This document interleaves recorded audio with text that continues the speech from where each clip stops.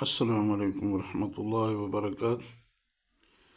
اس حدیث شریف میں ایک مسئلے کے بارے میں بات کی گئی ہے۔ جو لوگ مشرق یا مغرب کی طرف منہ کر کے پیشاب کرتے ہیں، اسی لیے اس مسئلے کے بارے میں اس حدیث شریف میں ذکر کیا گیا ہے کہ مغرب اور مشرق کی طرف منہ یا پیٹھ کرنا یہ حرام ہے، جائز نہیں ہے۔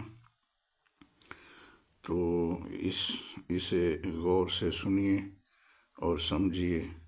حدثنا عبد الله بن يوسف قال أخبرنا مالك عن يحيى بن سعيد عن محمد بن يحيى بن حبان عن عمه واسع بن حبان عن عبد الله بن عمر أنه كان يقول: إن ناسا يقولون إذا قعدت على حاجتك فلا تستقبل القبلة ولا بيت المقدس.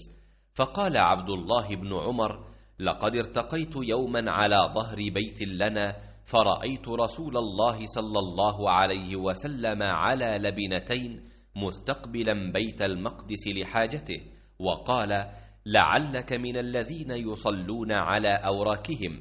فقلت: لا أدري والله. قال مالك: يعني الذي يصلي ولا يرتفع عن الأرض يسجد وهو لاصق بالأرض. لوگ کہتے تھے کہ جب قضائے حاجت کے لیے بیٹھو تو نہ قبلے کی طرف منہ کرو نہ بیت المقدس کی طرف۔